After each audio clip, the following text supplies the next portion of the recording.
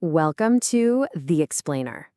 Today, we're diving into one of the most incredible discoveries in all of human history, a 2,500-year-old solution to a problem that, let's be honest, every single one of us still deals with today. It's the big one, isn't it?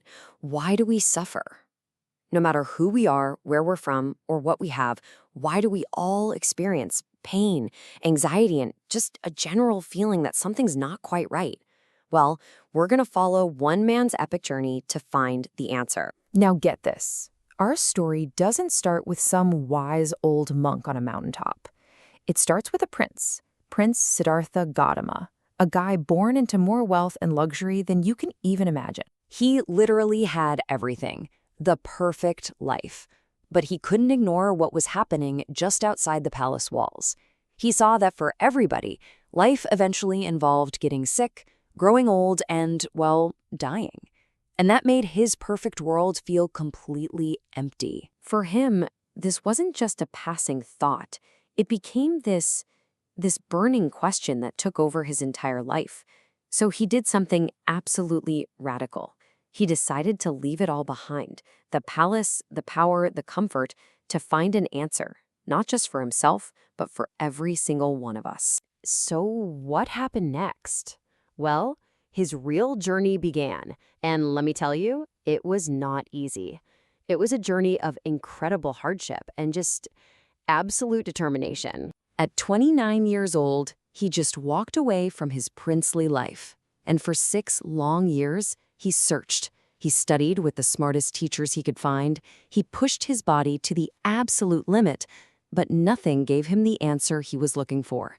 And this led him to one final make-or-break moment. He sat down under a Bodhi tree and made this incredible vow.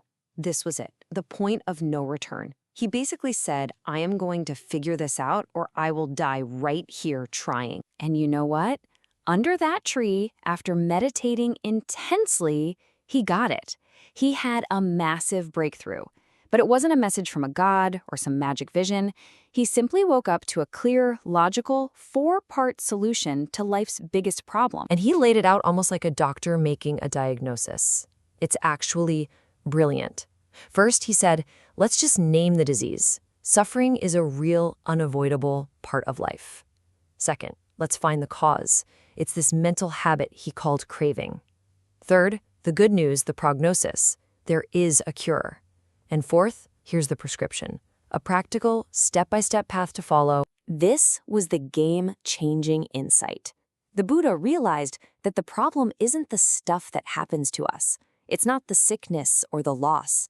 The real source of our pain is our reaction to those things. It's that constant, nagging wish for things to be different than they actually are. He gave this specific feeling a name, tanha.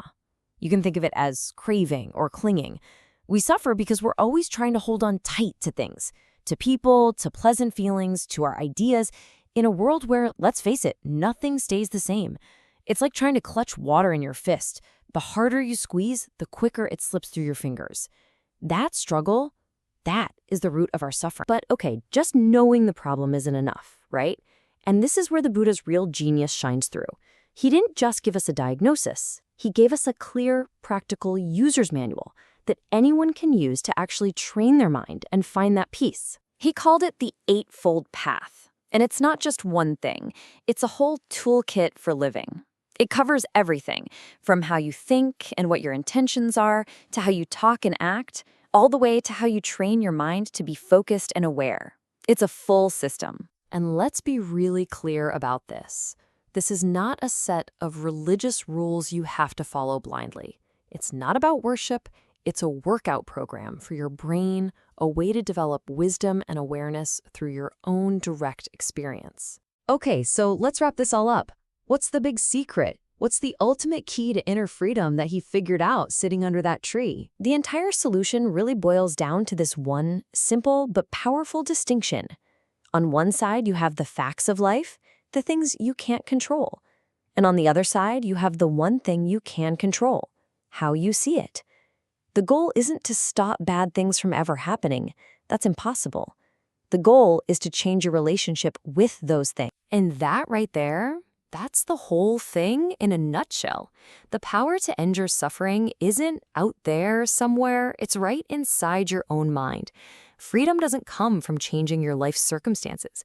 It comes from changing your perspective. And this isn't about running away from your problems or pretending they don't exist.